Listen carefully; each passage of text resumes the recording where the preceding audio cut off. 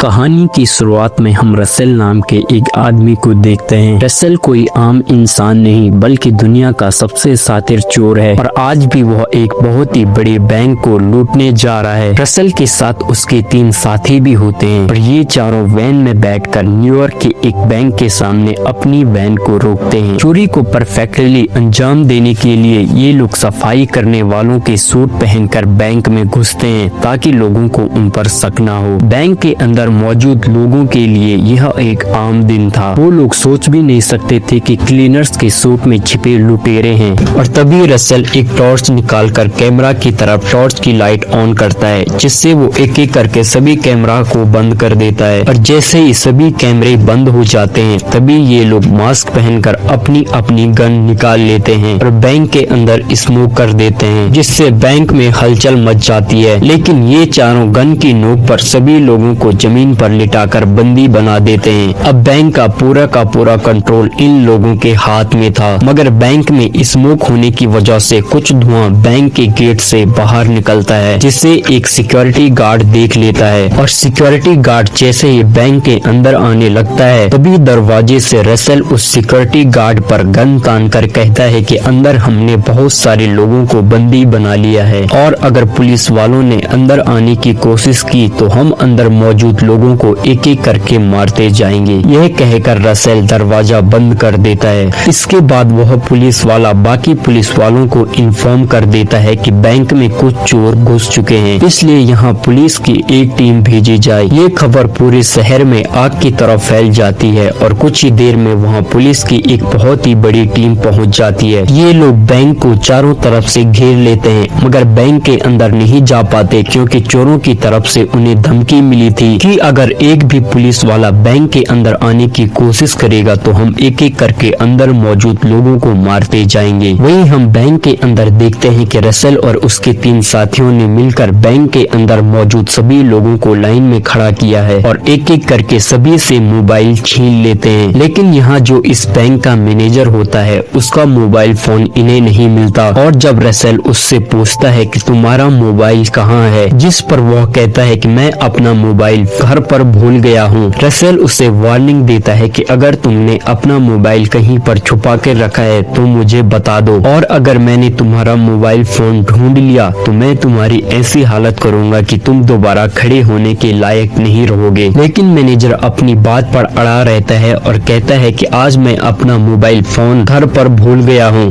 पर रसेल को उसकी बात पर यकीन नहीं होता। इसलिए रसेल ने वहाँ पर जितने भी लोगों से मोबाइल छीन लिए थे उन मोबाइल फोन्स में रसेल मैनेजर का नंबर ढूंढता है और वो उस नंबर पर कॉल करता है और तभी उसका फोन रिंग होना शुरू हो जाता है, जो उसने दरवाजे के पीछे फेंक दिया था। इस बात से रसेल को बहुत गुस्सा आता है और रसेल उस मैनेजर को एक रूम के अंदर ले जाता है और वहाँ उसे बुरी तरह से पीटता है।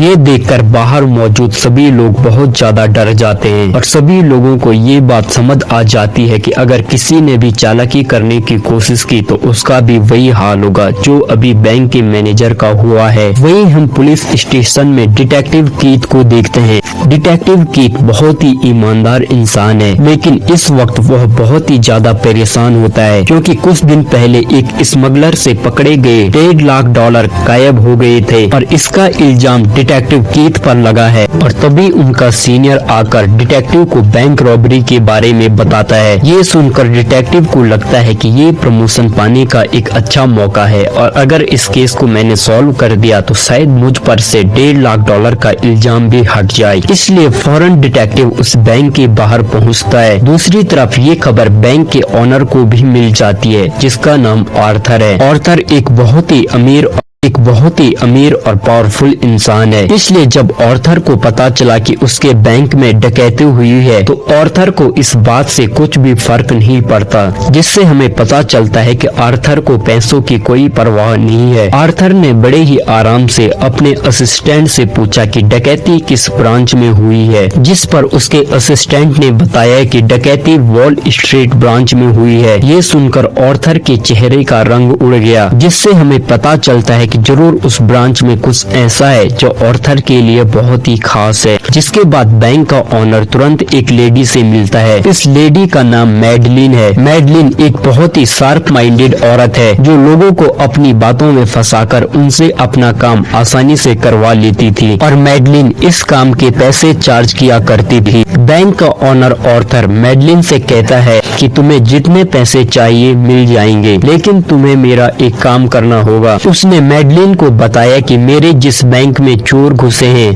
उस बैंक के एक वोल्ट में मेरा एक सेफ डिपॉजिट बॉक्स है। Box number 392। उस बॉक्स में मेरा बहुत ही कीमती सामान रखा गया है जिसे मैं किसी भी कीमत पर खोना नहीं चाहता और मैं नहीं चाहता कि उस बॉक्स में जो रखा गया है वो किसी दूसरे के हाथ लगे। ऑर्थर मैडलिन से कहता है कि मैं जानता हूँ तुम बहुत ही चालाक हो और तुमने कई अमीर लोगों के मुश्किल काम आसानी से सॉल्व किए हैं और मैं चाहता हूँ कि तुम इस बैंक में जाओ और वहाँ सेफ डिपॉजिट से बॉक्स नंबर 392 में जो रखा गया है उसे बिना किसी दूसरे के हाथ लगे मेरे पास ले आओ।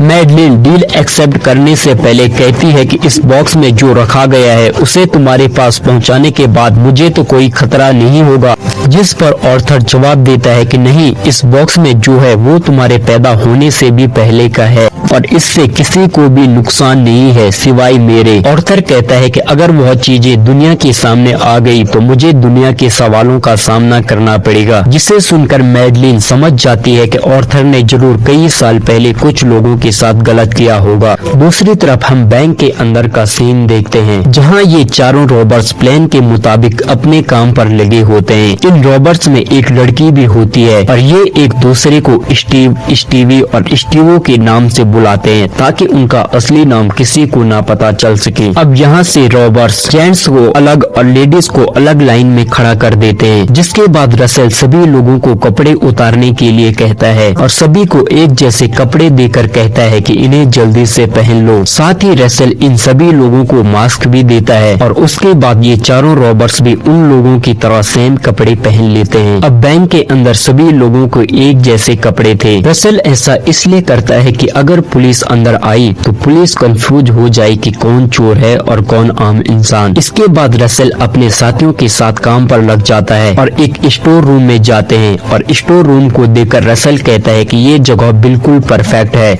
रसेल के ऐसा कहने से हमें पता चलता है कि शायद उसे एक ऐसी ही जगह की तलाश थी। जिसके बाद ये लोग वहाँ खुदाई करना शुरू कर देते हैं। वहीं बाहर डिटेक्टिव चोरों को पकड़ने के काम पर लग जाता है और वह कंट्रोल रूम से बैंक के सीसीटीवी चेक करने लग जाता है, लेकिन रॉबर्ट्स ने बैंक के सभी कैमरा बंद कर दिए होते हैं, जिससे डिटेक्टिव को कुछ समझ नहीं आ रहा था कि बैंक के अंदर आखिरकार चल क्या रहा है। और तभी रॉबर्ट्स बैंक के अंदर से एक आदमी को बाहर छोड़ देते हैं। ये आदमी इसी बैंक में काम करता है जिसके हाथ बंधे हुए थे, आंखों पर पट्टी थी और गले में एक सूटकेस लटका हुआ था। पुलिस जब उसकी आंखों से पट्टी हटाते हैं तो उसकी लंबी दाढ़ी होती है, जिसे देखकर पुलिस डर जाते हैं और उस आदमी से पुलिस पूछती है कि इस सूटकेस में बम तो नहीं, जिस पर वो आदमी जवाब देता है नहीं। जिसके बाद पुलिस उसके गले से सूटकेस उतारकर उसे खोलते हैं। सूटकेस को खोलते ही पुलिस को पता चलता है कि उसमें एक मैसेज लिखा है। मैसेज लिखा होता है कि रात के 9 बजे तक हमें 2 बसेज और एक जेट प्लेन चाहिए, जिसमें पायलट भी होना चाहिए और टैंक पूरी तरह से भरा होना चाहिए। और अगर तुमने हमारी बात नहीं मानी तो 9 बजे के बाद हर 1 घंटे में हम एक आदमी को कैमरा के सामने मार देंगे,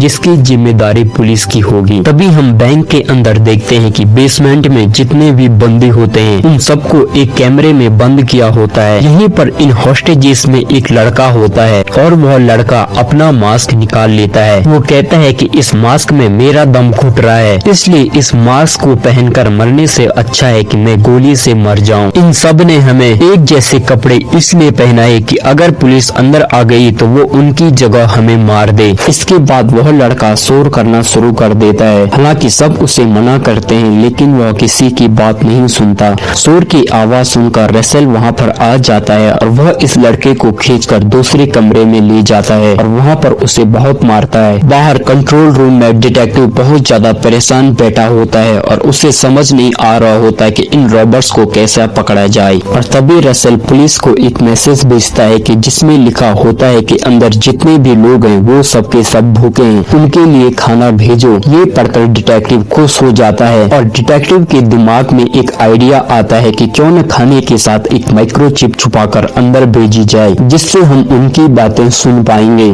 डिटेक्टिव तय करता है कि हम उन सबके लिए पिज्जा भेजेंगे और पिज्जा बॉक्स में ट्रांसमीटर भी फिट कर देंगे ताकि हम उनकी बातें सुन सकें। और पिज्जा डिटेक्टिव इसलिए डिसाइड करता है क्योंकि पिज्जा खाने के लिए उन सबको इकट्ठा होना पड़ेगा और जब वह इकट्ठा होंगे तो हम उनकी बातें आराम से सुन पाएंगे। और इसके बाद पुलिस अंदर पिज्जा भिजवाती है। पिज्जा भिजवाने के बाद डिटेक्टिव और उसके साथी हेडफोन्स लगाकर कंट्रोल रूम में बैठ जाते हैं और उन रॉबर्स की रिकॉर्डिंग सुनने के लिए बेताब हो रहे होते हैं। और तभी उन्हें रिकॉर्डिंग सुनाई देने लगती है, लेकिन उन्हें रॉबर्ट्स की बातें समझ नहीं आती क्योंकि रॉबर्ट्स एक अलग लैंग्वेज में बात कर रहे होते हैं और पुलिस को ये पता ही नहीं होता कि ये कौन सी लैंग्वेज है। अब इन लोगों को ये लैंग्वेज समझ नहीं आ रही होती, तब डिटेक्टिव डिसाइड करता है कि वह इस लैंग्वेज को पहचानने के लिए बाहर मौजूद लोगों की मदद लेगा। जिसके बाद इस रिकॉर्डिंग को स्पीकर पर ऑन किया जाता है। तब क्राउड में एक औरत कहती है कि मैं इस लैंग्वेज को पहचानती हूँ।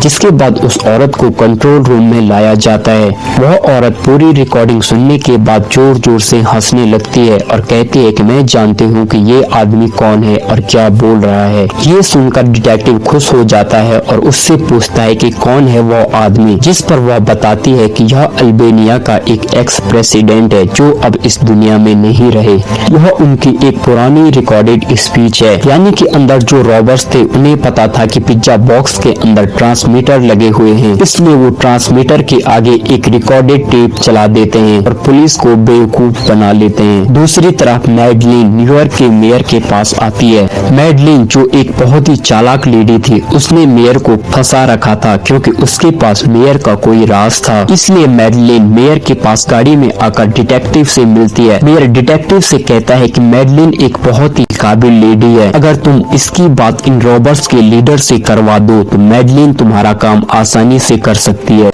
लेकिन डिटेक्टिव किसी की भी कोई मदद नहीं लेना चाहता था, जिस पर मैडलिन उसे कहती है कि तुम्हें प्रमोशन मिल सकता है। डिटेक्टिव कहता है कि अगर मेरे अंदर काबिलियत होगी तो मुझे अपने आप ही प्रमोशन मिल जाएगा। लेकिन मैडलिन कहती है कि उस केस का क्या जो तुम्हारे ऊपर चल रहा है, जहां $150 के गायब हो गए थे। यहाँ मैडलिन डिटेक्टिव से कहती है कि अगर तुम उन रॉबर्ट से मेरी बात करवा दो तो मैं तुम पर $1.5 लाख का लगा हुआ ये केस हमेशा के लिए खत्म कर दूंगी। ये बात सुनकर डिटेक्टिव मैडलिन का रॉबर्ट से बात करवाने को राजी हो जाती है। अब यहाँ डिटेक्टिव बैंक के नंबर पर कॉल करता है और रसेल उस कॉल को अटेंड कर लेती है। जिसके बाद डिटेक्टिव फोन मैडलिन को दे देता है और मैडलिन रसेल से कहती है कि मैं तुम्हारी मदद कर सकती हूँ, तुम ये सब किस लिए कर रहे हो। रसेल कहता है कि पैसों के लिए। तब मैडलिन उसे कहती है कि मैं तुम्हें इतने पैसे दिलवा सकती हूँ जितना तुम बैंक से चोरी भी नहीं कर सकते। मैडलिन कहती है कि ना तो मैं पुलिस वाली हूँ और ना ही मैं तुम्हारा काम बिगाड़ना चाहती हूँ, बस मुझे बैंक के अंदर से सेफ्टी डिपॉजिट बॉक्स में रखा गया कुछ सामान चाहिए। रसेल उसकी बात मान लेता है और मैडलिन को अंदर आने की इजाजत दे देता है। कुछ देर बाद रसेल और मैडलिन एक दूसरे के आमने सामने होते हैं। मैडलिन रसेल से कहती है कि तुम अच्छी तरह जानते हो कि तुम यहाँ से किसी भी कीमत पर भाग नहीं सकते,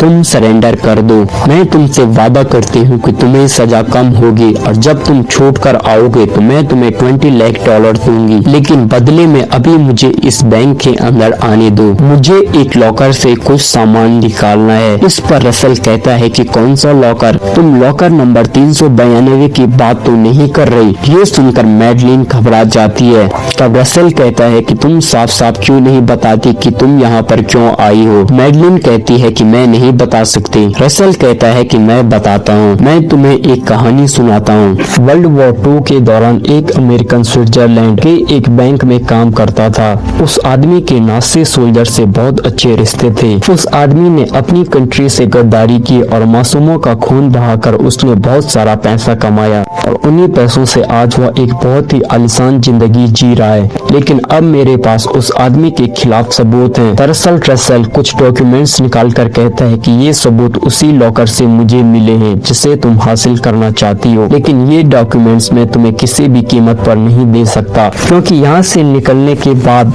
अगर मैं पकड़ा भी गया तो तुम्हें यहाँ जिस आदमी ने भेजा है उसे मुझे किसी भी हाल में छुड़ाना होगा, नहीं तो मैं उसकी पूरी सच्चाई दुनिया के सामने ला दूंगा। अब मैडलिन समझ जाती है कि रसेल बहुत ही ज्यादा चालाक है और वह किसी भी हाल में उसे डॉक्यूमेंट्स नहीं देगा, इसलिए मैडलिन बाहर आ जाती है। बाहर आते ही डिटेक्टिव उससे पूछता है कि तुमसे रॉबर्ट्स ने क्या कहा, लेकिन मैडलिन डिटेक्टिव को कुछ भी नहीं बताती। बैंक के अंदर दिखाया जाता है कि सभी लोगों को अलग अलग कमरों में बंद कर दिया गया है। तभी रॉबर्ट्स के साथ एक लड़की आती है जिसका नाम स्टीवी है। वह एक कमरे में आती है और वहाँ से 4 लोगों को उठाकर ले जाती है। वह उन चारों को एक अलग कैबिन में बंद कर देती है। बाहर आने के बाद स्टीवी खुद चिल्लाना शुरू कर देती है। उसका जो साथी होता है वह स्टीवी को भी उन 4 लोगों के साथ बैठा देता है जहाँ स्टीवी ने अभी अभी 4 लोगों को बंद किया था। दरअसल ये लोग जानबूझकर बंदियों में खुद को मिक्स कर देते हैं और वहाँ मौजूद बंदियों को भी ये नहीं पता चलता कि कौन चोर है और कौन हॉस्टेजेस।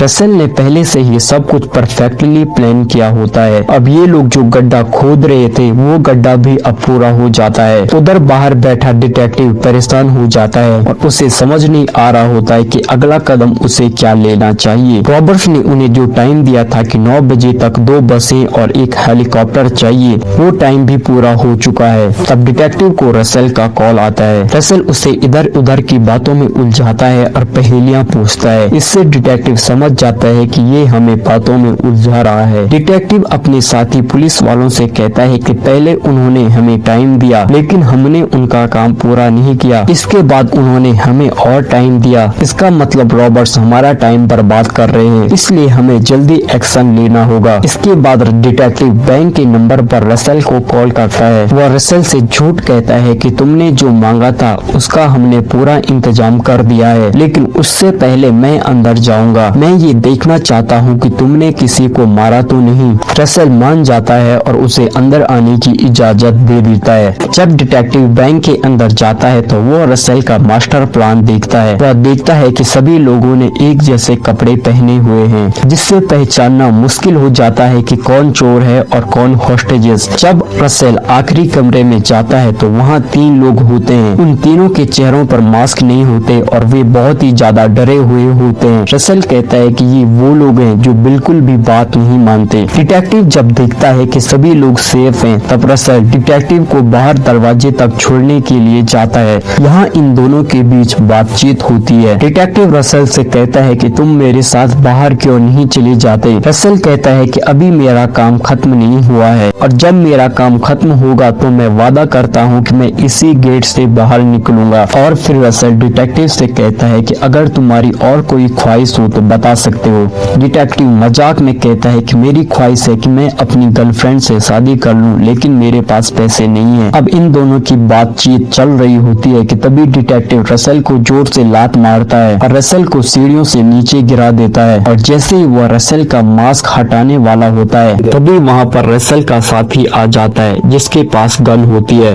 और वह उसे गन पॉइंट पर ले लेते हैं, लेकिन वह डिटेक्टिव को कुछ भी नहीं करते और उसे बाहर छोड़ देते हैं। बाहर आने के बाद डिटेक्टिव समझ जाता है कि उनका प्लान बहुत ही मजबूत है। रसेल बहुत ही चालाक इंसान है, उसने बहुत ही तगड़ी प्लानिंग की है और ये लोग हमारे साथ खेल खेल रहे हैं। उन्हें सब कुछ पता है कि हम क्या करने वाले हैं, क्योंकि रसेल ने डिटेक्टिव से ये कहा था कि मैं जानता हूँ कि कानून के हिसाब से जब तक हम किसी हॉस्टेज को मारते नहीं हैं तब तक पुलिस अंदर आकर हम पर हमला नहीं कर सकती। अब डिटेक्टिव ने रसेल को जो लात मारी थी उससे रसेल काफी गुस्सा हो जाता है और एक आदमी को ऊपर छत पर ले जाकर कैमरे के सामने उसे गोली मार देता है। इस बात से पूरा माहौल बदल जाता है और डिटेक्टिव कहता है कि अब जाकर रॉबर्ट्स ने गलती की है। जिसके बाद डिटेक्टिव पुलिस की एक टीम को अंदर भेजने का फैसला करता है और उसके बाद पुलिस की एक टीम बैंक के अंदर घुसने की तैयारी करने लग जाती है। लेकिन तभी डिटेक्टिव को ख्याल आता है कि रॉबर्ट्स का लीडर बहुत ही चालाक है और वह ऐसी गलती नहीं कर सकता। क्या पता उस आदमी को शूट करने के पीछे भी कोई प्लानिंग हो और उसे हम हमारी हर एक चाल का पहले से पता हो। ये सब सोचते ही उसे याद आता है कि जिस दाढ़ी वाले लड़के को उन्होंने सबसे पहले छोड़ा था, जिसके गले में उन्होंने मैसेज लटका कर भेजा था, शायद उस बॉक्स के अंदर कुछ न कुछ है। और जब वह उस बॉक्स को खोलकर देखता है तो उसमें एक ट्रांसमीटर होता है, यानी कि उस ट्रांसमीटर से रॉबर्ट्स उनकी सारी बातें सुन रहे थे और उन्हें ये भी पता है कि किस तरह पुलिस आकर उन पर हमला करने वाली है। ये सब समझते ही डिटेक्टिव जल्दी से उस पुलिस टीम के हेड से बात करता है जो अभी बैंक के अंदर जाने वाला है। डिटेक्टिव उसे सारी बात समझाता है कि रॉबर्ट्स को हमारी प्लानिंग के बारे में पता है, हो सकता है कि उन्होंने पहले से ही तुम्हारे लिए बम फिट करके रखे हों, इसलिए तुम वापस आ जाओ। लेकिन वो ऑफिसर वापस आने से मना कर देता है और कहता है कि मैं सब कुछ कंट्रोल कर लूंगा, यानी कि अब वह उन पर हमला करेगा। और अंदर रसेल को और उसके 3 लोगों को पता है कि उनके ऊपर हमला होने वाला है। लेकिन इससे पहले कि पुलिस अंदर आती है, रसेल जल्दी से बैंक के अंदर स्मोक कर देता है और यहाँ पर जितने भी होस्टेजेस होते हैं वो सबको भागने के लिए कहता है और एक एक करके सबके सब दौड़ते हुए बैंक से बाहर निकल जाते हैं। सबने एक जैसे कपड़े पहने हुए थे, इसलिए पुलिस कंफ्यूज हो जाती है। उन्हें समझ नहीं आ रहा था कि गोली किस पर चलाएं। अब यहाँ पुलिस सभी लोगों को घेर लेती है और एक एक करके सभी को जमीन पर लेटाकर उनके हाथ पैर बांध देती है और पुलिस की एक टीम बैंक के अंदर चली जाती है, जहाँ बैंक के अंदर पुलिस बैंक का कोना कोना चेक करती है। लेकिन वहाँ पर पुलिस को रॉबर्ट्स का नामो निशान तक नहीं मिलता, क्योंकि रॉबर्ट्स होस्टेजेस में घुस मिलकर बाहर निकल गए थे। हैरान करने वाली बात ये थी कि रसेल के जो 3 साथी थे वो तो होस्टेजेस के साथ बाहर आ गए, लेकिन रसेल उनमें शामिल नहीं था और किसी को पता नहीं था कि रसेल कहाँ और किस जगह पर है। रसेल किसी भूत की तरह अचानक गायब हो गया था। अब पुलिस के लिए यहाँ सबसे बड़ी प्रॉब्लम ये होती है कि वो इन लोगों में चोरों को पहचान ही नहीं पाते, क्योंकि इन सब ने एक जैसे कपड़े पहने हुए थे। हालांकि यहाँ पर सभी लोग पुलिस की गिरफ्त में होते हैं और पुलिस सभी को एक बस में बैठाकर इन्वेस्टिगेशन के लिए ले जाती है। पुलिस जब बैंक की तिजोरी के पास पहुँचती है तो उनकी आंखें खुली की खुली रह जाती हैं, क्योंकि वे लोग देखते हैं कि रॉबर्ट्स अपने साथ 1 रुपया भी नहीं लेकर गए और बैंक का सारा पैसा वैसा का वैसा ही है और साथ ही उनके जो हथियार थे वो सब नकली थे, जिससे किसी को मारा नहीं जा सकता। तभी पुलिस को वहाँ पर वह कपड़ा भी मिलता है जिस पर रेड कलर लगाया गया था, यानी कि जिस आदमी को छत पर गोली मारी गई थी वह सिर्फ एक दिखावा था। पुलिस ने पूरे बैंक का चप्पा चप्पा छान मारा, लेकिन उन्हें कुछ भी नहीं मिला, वह गड्ढा भी नहीं जो शुरुआत में रॉबर्ट्स खोद रहे थे। डिटेक्टिव को समझ नहीं आ रहा था कि चोर बैंक में चोरी करने घुसे, उन्होंने एक भी पैसा नहीं चुराया और अचानक भूत की तरह गायब हो गए। पुलिस को बस ये पता होता है कि जितने लोग बाहर हैं उनमें वो 3 रॉबर्ट्स भी हैं जिन्होंने इन सबको बंदी बनाया था। लेकिन डिटेक्टिव को एक बात कंफर्म होती है कि उनमें उनके प्लान का जो मास्टरमाइंड यानी कि रसेल है वह उनमें नहीं है, क्योंकि डिटेक्टिव ने रसेल की हाइट, कलर और आवाज पहचान ली होती है और अगर वह उनमें होता तो डिटेक्टिव उसे पहचान लेता। रसेल ने ये सब कुछ इतने परफेक्ट तरीके से प्लान किया था कि पुलिस सब कुछ जानते हुए भी किसी को पकड़ नहीं सकती थी। आपको कहानी का वो पल याद होगा जब हॉस्टेजेस में बैठा एक लड़का अपना मास्क उतार लेता है और उसके बाद वहाँ पर रसेल आता है। रसेल खींचते हुए उसे दूसरे कमरे में ले जाता है और उसकी बहुत पिटाई करता है। दरअसल ऐसा कुछ भी नहीं होता, वह उन 4 रॉबर्ट्स में से एक रॉबर होता है और वह जानबूझकर लोगों के सामने अपना मास्क उतारता है ताकि लोग यह यकीन करें कि वह भी इन्हीं में से एक है। और जब अब पुलिस इन्वेस्टिगेशन कर रही होती है तो उन्हें इस लड़के पर शक होता है।